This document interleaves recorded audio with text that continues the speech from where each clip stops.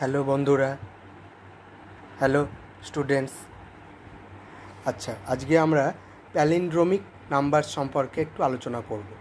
প্যালিন্ড্রোমিক numbers হচ্ছে সেই নাম্বারগুলো যে নাম্বারগুলো বাদিক থেকে ডান দিক বা ডান দিক থেকে বাদিক যেদিকেই রিভার্স করা হোক না কেন একই থাকে। যেমন একটা আমি সংখ্যা লিখছি এখানে 727, অর্থাৎ এক্ষেত্রে যদি এদিক থেকেও আমরা বলি 727, এদিক থেকে বললেও 727।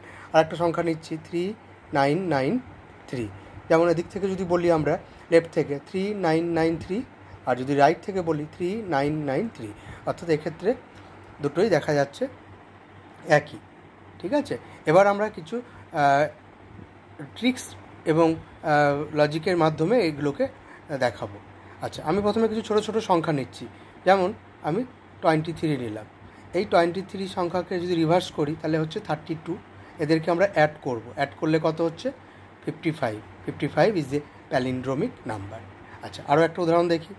623, অর্থাৎ 623, এটাকে রিভার্স করলে হচ্ছে 326। এটাকে যদি আমরা অ্যাড করি তাহলে কত হচ্ছে না 949। এদিক থেকেও 949, এদিক থেকেও 949, একই। এই ধরনের সংখ্যাগুলোকে বলা হয় প্যালিন্ড্রোমিক নাম্বারস। আরও একটা উদাহরণ আমরা দেখি।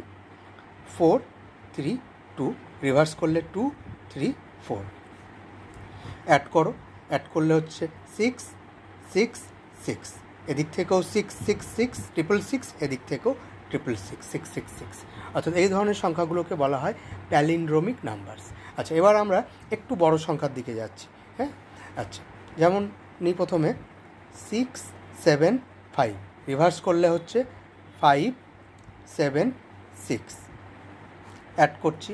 অ্যাড করলে হচ্ছে তোমার 611, তো 14 একে 15, 5 6 11 12।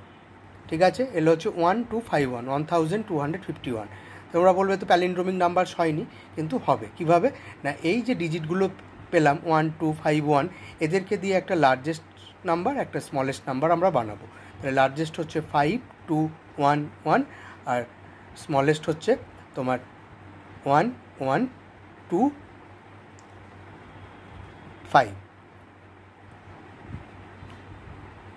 আচ্ছা, তাহলে এবার অ্যাড করি আমরা। অ্যাড করলে হচ্ছে 6336, অর্থাৎ এক্ষেত্রে আমরা কিন্তু পেলাম 6336, এদিক থেকেও 6336, অর্থাৎ এটাও একটি প্যালিন্ড্রোমিক নাম্বার। আর একটা উদাহরণ দিই।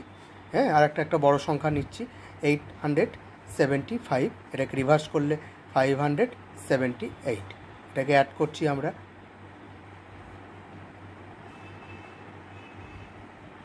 হ্যাঁ, এটা পেলাম 1453। এবার এই একই রকম এই 4টে ডিজিট দিয়ে যদি আমরা এটাকে লার্জেস্ট এবং স্মলেস্ট সংখ্যা বানাই তাহলে সংখ্যাটা দাঁড়াচ্ছে 5431, আর এদিকে এটাকে রিভার্স করলে হচ্ছে 1345। এটাকে অ্যাড করি আমরা। অ্যাড করলে আমরা যেটা পাবো, হ্যাঁ, 6776, অর্থাৎ 6776, অর্থাৎ 6776, বা এদিক থেকেও যদি আমরা বলি 6776, অর্থাৎ এই যে সংখ্যাগুলোকে আমরা বলবো প্যালিন্ড্রোমিক নাম্বারস। ধন্যবাদ।